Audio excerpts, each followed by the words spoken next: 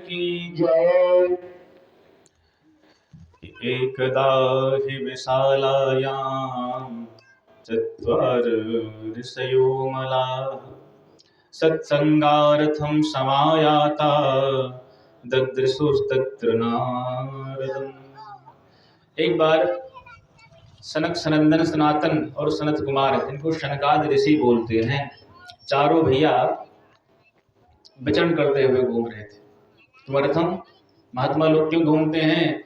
बोले ऐसे नहीं, सत्संगार्थम, सत्संग की इच्छा लेकर के दौड़ रहे थे कि कोई कथा कहने वाला मिल जाए तो हम लोग बैठ के सुन लें, और कोई सुनाने वाला मिल जाए, सुनने वाला मिल जाए तो हम लोग चारों मिल के सुना देंगे।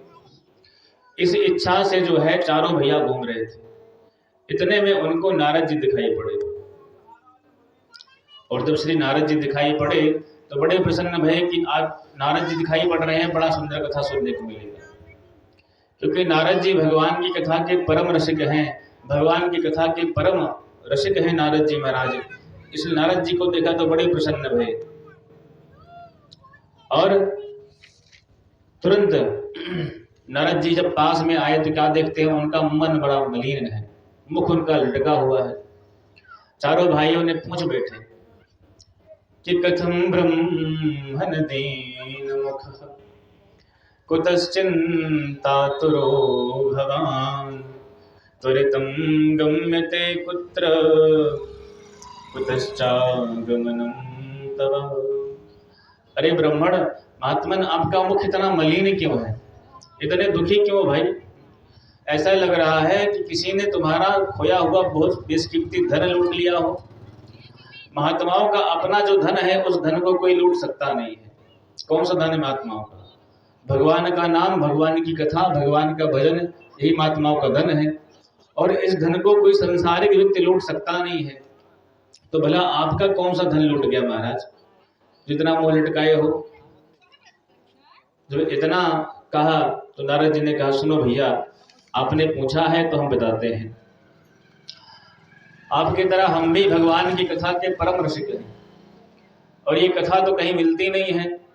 तो हमने विचार किया कि चलो पृथ्वी लोक पर चलते हैं, वहां भगवान की बड़ी सुंदर कथाएं मिलती हैं। तो पृथ्वी लोक पर हम कथा सुनने के लिए आए, पर यहाँ क्या देखा, यहाँ हम हर जगह घूमे पर हमें कहीं कथा नहीं मिली।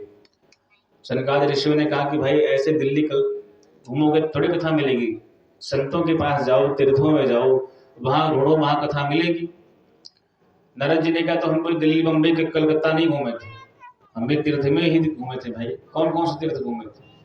बोले पुष्करम च प्रयागम च काशीम गोदावरीम तथा हरिक्षेत्रम कुरुक्षेत्रम श्रीरंगम सेतुबंधन। बोले कुरुक्षेत्र में गए, प्रयाग गए, हरिद्वार गए, काशी, गोदावरी, सब जगह गए, पर कहीं भी हमें भगवान की कथा नहीं मिली, और मेरे मन को संतोष भी नहीं भया। फिर मन में विचार भया कि चलो संतों के यहाँ जब कथा नहीं मिलेगी तो कहाँ मिलेगी? बोले गृहस्थों के यहाँ। क्योंकि संतों के यहाँ जब हम गए तो हम क्या देखते हैं, बोले जिसका जैसा नाम है वैसा उसका कर्म नहीं रह गया। पाखंड निरता संता, संतों में पाखंड की प्रवृत्ति हो गई है। कैसे? बोले बंगला किसका है? बोले त्यागी जी महाराज। नाम क्या है? त्यागी। और दिख क्या रहा है? बंगला। बच्चे किसके डोल रहे हैं? बोले ब्रह्मचारी जी महाराज के। नाम क्या है? ब्रह्मचारी जी। और डोल कौन रहे हैं? बोले बच्चे डोल रहे हैं। ये हल्ला कहाँ से मच रहा है? बोले मौनी बाबा के आश्रम से। नाम क्या है? मौनी बाबा। वो चिल्ला रहे हैं इनके आश्रम से। तो कह रहे हैं कि संतों के जैसे नाम है वैसे उनके कर्म नहीं रह गए। कलयुग में उनके कर्म, उनके नाम बिल्कुल विपरीत हो गए महाराज। इसलिए इतना विचित्र दृश्य देखा तो हमारी बुद्धि चकरा गई, और जब बुद्धि चकरा गई हमारी,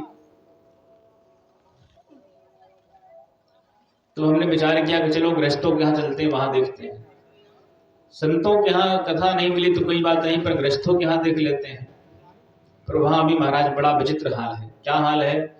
बोले तरुणी प्रभुतांगे श्याल को बुद्धिदायक कन्या विक्रयणो लोभा दंपतिनां च कलकनम। तरुणी प्रभुता गे, माता पिता की सेवा तब तक जब तक ससुर जी ने या सास जी ने अपनी बहू को तिजोरी की चाबी नहीं दी तब तक। और जहां सास ने कहा कि बहू ये रखो तिजोरी की चाबी, अपने राम को कुछ करना नहीं है, बस 2 वक्त की रोटी मिल जाए इतना पर्याप्त है, तो वहीं से माता पिता से बोलना चालना बंद, क्योंकि सारा अधिकार तो मिल गया, सारा माल पानी तिजोरी की जो भी थी सासू माँ ने बहू को दे दी, तो बोलचाल खत्म। तो क्या करेंगे, बोले खटिया डाल दी खेत में या तो घर से बाहर कर दी, कि कोई बातचीत आपसे करनी नहीं है, कोई सलाह आपसे लेनी नहीं है, 2 वक्त की रोटी आपको मिल जाएगी, खाओ प्रेम से भगवान का भजन करो। अच्छा, और जब सलाह लेने की बात होती है तो अपने घर में माता पिता हो, बड़े भैया हो, उनसे कोई सलाह लेता नहीं। सलाह लेने की बात हो कि घर में ये काम होना है, कैसे होना चाहिए, तो बोले श्याल को बुद्धिदायक, साले साहब को बुलाओ, वो जो बताएंगे वही होगा। तो साले साहब जो है सलाहकार होंगे। किसी ने कहा भाई साले साहब यदि भगवान श्री कृष्ण की तरह बुद्धिमान है तो सलाह लेने में क्या हर्ज है। बोले सलाह तो खूब ली जा रही है, लेकिन फिर भी दंपति नाम चकल कर, दाम्पत्य जीवन में आए दिन कलह मचा हुआ है, आए दिन झगड़ा होता ही रहता है, पति पत्नी महाभारत बची रहती महाराज। और बोले लोभ इस तरह का हो गया है कि कन्या विक्रयणो लोभात, बेटा बेटी का रिश्ता नहीं होता है, अभी तो सौदे होते महाराज। पहले समधि बन के आते थे, समधि मतलब जानते क्या होता है, सम माने बराबर, धी माने बुद्धि, जिसकी बुद्धि विचार बराबर हो वो समधि। रामचरितमानस में जब श्री दशरथ जी महाराज और जनक जी का मिलन होता है तो वहां क्या कहते हैं, सम समधि देखे हम आजो, आज हमने सम समधि देखे। सम मतलब बराबर, जिसकी बुद्धि विवेक बराबर थे वैसे समधि हमने आज देखे हैं, अयोध्यावासी कहते हैं। तो पहले समधि बन के आते थे, अर्थात पहले जो है धन से मतलब नहीं था, पहले हमारे घर में जो धन आने वाला है, जो कन्या आने वाली है, वो सुंदर होनी चाहिए, सुशील होनी चाहिए, गुणवती होनी चाहिए। पर आज बोले महाराज विवाह देखने के लिए जाओ बिटिया का, तो क्या बोलते हैं कि यहां से फला जगह से कोई लोग आए थे, वो 4 लाख दे रहे थे, आप बताओ कितना दोगे। तो बेटा और बेटी का सौदा नहीं, विवाह नहीं होता, अभी तो सौदे होते हैं। इसलिए कह रहे हैं दाम्पत्य जीवन में नित्य कलह मचा हुआ है, यहाँ विवाह नहीं हो रहे हैं कलयुग में, सौदे होते हैं महाराज, बेटा बेटी की विवाह। नारद जी कहते हैं हमने ऐसा विचित्र दृश्य देखा, हमारी बुद्धि चकरा गई महाराज। फिर मेरे मन में विचार आया कि इस कलयुग में न योगी नैव सिद्धो वा न ज्ञानी सत्क्रियो नरः, कलिदावानलेनाद्य साधनम भस्मतां गतः। इस कलयुग में ना तो कोई योगी है, न कोई तपस्वी है, न कोई सिद्ध है। कलयुग ने समस्त जो सत्कर्म के जो साधन थे उन सबको भस्म कर दिया है। पर मन में मेरे विचार आया कि चलो वृंदावन चलते हैं, जहां भगवान श्री हरि की नित्य लीला भई है, वृंदावन बिहारी की, वहां चलेंगे तो जरूर मेरी बुद्धि को शांति मिलेगी। और जब वृंदावन आए तो वहां क्या देखते हैं, बोले तत्तराश्चर्यं मया दृष्टं श्रूयतां तन्मुनीश्वरा, एका तो तरुणी तत्र निषण्णा खिन्नमानसः। तत्राश्चर्यं मया दृष्टं श्रूयतां तन्मुनीश्वरा, वहां भी मैंने एक बड़ा विचित्र आश्चर्य देखा, आप उसको ध्यान लगा के सुनिए। यमुना जी के तट के किनारे एक सुंदर युवती बैठे बैठे रो रही है, और उसके बगल 2 बुढ़े पड़े हुए हैं, कुछ स्त्रियां उसको पंखा झल रही हैं। हमने विचार किया कि उसके पास में जाएं, पर जब हम आने लगे तो युवती ने हमको देख लिया और हमें बुला लिया। बोले महाराज तरीक हमारी बात सुन लीजिए। नारद जी ने कहा, हमने उससे पूछा कि तुम कौन हो, ये बुढ़े कौन हैं और ये स्त्रियां कौन हैं। तब उसने अपना परिचय दिया है कि हम भक्ति रीति ख्याता इमौ में तनयो मतो, ज्ञान वैराग्य नामानो काल योगेन जर्जरो, काल योगेन जर्जरो। बोले महाराज मेरा नाम भक्ति है, ये मेरे दो पुत्र हैं ज्ञान और वैराग्य। सुनिए महाराज, मैं दक्षिण भारत में पैदा भई, कर्नाटक में मेरी वृद्धि भई, महाराष्ट्र आदि में मेरा बड़ा सम्मान हुआ, पर गुजरात में आके मैं बिल्कुल क्षीण हो गई, और जैसे वृंदावन में आई तो पुनः मैं नवीन बन गई। पर विडंबना तो इस बात की है कि हमारे बच्चे बुढ़े हो गए हैं। आपका दर्शन बड़े भाग्य से भाई नारद जी। हम जानना चाहते हैं, हम चाहते हैं कि आप हमारे बुढ़े बच्चों का उपाय कुछ करो। यदि ये मेरे बालक ठीक नहीं भय तो इदम स्थानम प्रत्यज्य विदेशम गम्यते मया, मैं इस घर को, इस भारतवर्ष को छोड़ के विदेश भाग जाऊंगी। नारद जी ने कहा देवी आप निश्चिंत रहिए, हम आपके बच्चों को स्वस्थ करने का पूरा प्रयत्न करेंगे। नारद जी ने वेद वेदांत सारी गीता उपनिषद सब सुना डाली है। ज्ञान और वैराग्य जागे तो हैं, पर फिर थोड़ी देर के बाद अचेतित हो, चेतना बिना चेतना के होके फिर गिर जाते हैं। देखो हमारे जीवन में ज्ञान और वैराग्य जागता तो है, हमारे जीवन का ज्ञान वैराग्य जागता तो है, पर कब तक? बोले जब तक कथा सुनी तब तक, जब तक कथा सुनी तब तक ज्ञान भी जगा, वैराग्य भी जगा। कि महाराज जी बिल्कुल ठीक करें, दुनिया बड़ी बेकार है, बस एक भगवान का भजन, भगवान की कथा ही सत्य है। पर जहां पंडाल से बाहर निकले फिर वही नून तेल लकड़ी के चक्कर में घुस जाते हैं। तो जब तक कथा के अंदर में जब तक ज्ञान वैराग्य तो खूब जागते हैं, पर जहां प्रवचन बंद भया तहां ज्ञान वैराग्य फिर सो जाते हैं। वही हाल आज यहाँ हो रहा है। जब तक नारद जी ने वेद वेदांत गीता आदि का प्रवचन सुनाया तब तक तो ज्ञान वैराग्य खूब जागे महाराज, लेकिन जैसे ही प्रवचन बंद तैसे फिर सो जाते हैं। यही हाल हमारा होता है। जब तक हम कथा सुनते हैं, जब तक भगवान के नाम को लेते हैं, तब तक तो ज्ञान भी जागता है, वैराग्य भी जागते हैं, भक्ति भी जागती है। लेकिन जहां पंडाल से बाहर निकले, जहां कथा पूर्ण भई, आरती हुआ, प्रसाद पाए, तो तुरंत 72 चीजें दिमाग में आने लगती है। अरे भैया अभी कल ये भी करना है, परसों वो भी करना है, अभी ये करना है, वो करना है, सब भूल जाते हैं। इसलिए कलयुग में हर चीज का सम्मान है। ज्ञान वैराग्य के प्रवचन तो खूब होते हैं कलयुग में, ज्ञान वैराग्य के प्रवचन तो खूब होते हैं, पर उस ज्ञान और वैराग्य को जीवन में धारण करने वाला कोई बिरला ही पुरुष होता है। इसलिए कह रहे भाई नारद जी भी परेशान हो गए कि हमने इतनी मेहनत करी ज्ञान वैराग्य को जगाने के लिए, तब भी नहीं जागे। तब आकाशवाणी भई है कि नारद जी आप निश्चिंत रहिए, आप जो है सत्कर्म कीजिए।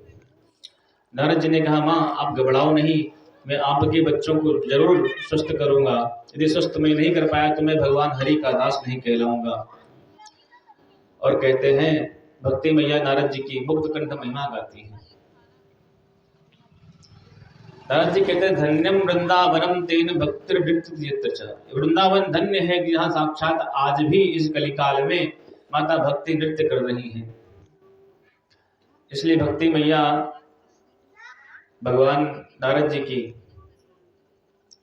महिमा करते हुए कहती हैं कि जयते जगति मायाम यस्य कायाधवस्ते वचन रचन में कम केवलम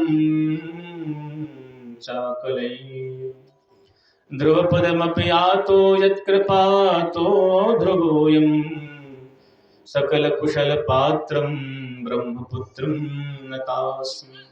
अरे नारद जी आपकी जय हो। आपके ही वचनों को सुन के ध्रुव जी महाराज देखिए आज तारा बन के चमक रहे हैं। कैदोनंदन प्रहलाद की भी का भी आपके ही वचनों से कल्याण हो गया। हे नारद जी हमारे दोनों बच्चों पर भी कृपा करो ताकि इनका भी कल्याण हो जाए। नारद जी महाराज कहते हैं देवी आप चिंता न करो, वृथा खेद से वाले अहो चिंता तुरा कथम। आप चिंता मत कीजिए, जिन भगवान की आप प्राण प्रिय हैं उन्हीं भगवान का स्मरण कीजिए, आपके सारे दुख दूर हो जाएंगे। देखो भैया जीवन में कष्ट आए तो संसार में किसी से कहो चाहे मत कहो, पर अपने भगवान से जरूर कहो। क्योंकि संसार से यदि आप अपने कष्ट, अपने दुख को कहोगे तो उस दुख को सुनने के बाद में संसार उस दुख का सारे समाज में गा देगा। चौराहे पर चाय की दुकान पर बैठेंगे महाराज, उस बात को हर जगह फैला देंगे कि फलाने घर में ऐसे हो रहा है, हमसे कह रहे थे। पर यदि जीवन में सुख आए तो, दुख आए तो किसी और से ना कह करके अपने भगवान से कहोगे तो उस दुख का कुछ ना कुछ निराकरण भगवान किसी ना किसी रूप में जरूर कर देते हैं। इसलिए सुख और दुख दोनों परमात्मा से कहिए और किसी से मत कहिए। चक्रवर्ती जी महाराज, श्री दशरथ जी की जब पुत्र नहीं था तो उनके मन में चिंता भई कि हमारे कोई पुत्र नहीं है। तो गुरुदेव वशिष्ठ जी के पास में गए, कहते हैं निज सुख दुख सब गुरु ही सुनायो। अपना सुख और दुख दोनों गुरुदेव भगवान को सुनाया। तो हुआ क्या? बोले धरहु धीर हुई हैं सुतचारी। धीर धारण करो राजन, 4 पुत्र होंगे। कहने का तात्पर्य, जीवन में सुख और दुख आए तो संसार से मत कहिए, अपने गुरु से कहो, अपने गोविंद से कहो। उस दुख को कहने यदि भगवान से कहोगे तो उस दुख का किसी न किसी रूप में निराकरण आपको मिल ही जाएगा। ऐसा भगवान श्री हरि जब इस तरह से कहा श्री नारद जी महाराज ने, तो कहते हैं देवी आप चिंता ना करें, भगवान के का स्मरण करें, वही भगवान आपके दुख को काटेंगे। अब श्री नारद जी महाराज ने सुना कि आकाशवाणी भई है कि सत्कर्म करो, तो कौन सा सत्कर्म करें? सबसे पूछा, जब कोई नहीं बता पाया तब सनकादिक ऋषियों से कहा महाराज अब आप बताइए। आपने हमसे पूछा कि सत्कर्म किसे कहते हैं, आपसे हमने कहा कि अब हम आपसे पूछ रहे हैं, मेरे दुख का कारण आपने मुझसे पूछा, तो आपसे हम पूछते हैं वही प्रश्न कि सत्कर्म किसे कहते हैं। सनकादिक ऋषियों ने कहा बस इतनी सी बात, छोटी सी बात के लिए आप इतने परेशान थे। श्रीमद् भागवतम भागवतालापा सतुगीत सुकादिभिः। इस कलिकाल के मनुष्यों के कल्याण के लिए सुखदेव जी महाराज ने जो भागवत शास्त्र उत्पन्न किया है, प्रकट किया है, वही सबसे बड़ा सत्कर्म है। उसी के श्रवण करने मात्र से ज्ञान वैराग्य स्वस्थ हो जाएंगे। कुछ संख्या भई नारद जी महाराज को कि जिस भागवत को, जिस वेद उपनिषद और पुराणों को कहने के बाद में भी, गीता को कहने के बाद में भी ज्ञान वैराग्य स्वस्थ नहीं भये, उस भागवत शास्त्र से कैसे स्वस्थ हो जाएंगे? हमारे मन में ये थोड़ा आशंका होती है। तब उन्होंने कहा भाई देखो, आम का जो फल है कितना मीठा होता है। अब कोई व्यक्ति कहे आम के फल में इतना मिठास है तो जो वृक्ष है वो कितना मीठा होगा। तो आम को छोड़ करके वृक्ष चबाने लग जाए तो बताओ मीठा कभी लगेगा? कभी नहीं लग सकता है। उसी तरह कह रहे हैं जितने शास्त्र हैं, जितने वेद हैं, उपनिषद पुराण हैं, गीता आदि हैं, ये सब वृक्ष के समान हैं। इन सबका जो सार है वो श्रीमद् भागवत है। इसलिए सबका सार सर्वस्व भागवत में समाया गया है। आप भागवत शास्त्र उनको सुनाइए, वो दोनों स्वस्थ हो जाएंगे। तो बोले महाराज आप हमें कथा सुना दोगे? बोले बिल्कुल सुना देंगे। श्री नारद जी महाराज आयोजक बन गए हैं, सनकादिक ऋषि कथा के वक्ता बन गए हैं। सबको बुला बुला करके गंगा जी के तट पर हरिद्वार में ये कथा बड़ी सुंदर भई है। और सारे जो ऋषि मुनि हैं वो सब आ गए हैं सुनने के लिए। भृगुर वसिष्ठ चौनश्च गौतमो मेधा तिथिर्देव देवरातो रामस्तथा गाद शाकलो भृगुंडपुत्रांत्रज पिप्पलादाः। बड़े बड़े ऋषि मुनि पराशर हैं, भृगु हैं, वशिष्ठ हैं, गौतम हैं, च्यवन हैं, मेधातिथि हैं, देवल देवरात, सारे महात्मा उस कथा में प्रकट हो गए हैं। और सनकादिक ऋषियों ने मुक्त कंठ भागवत की महिमा गाई है। सदा सेव्या श्रीमद् भागवती कथा, यस्य श्रवण मात्रे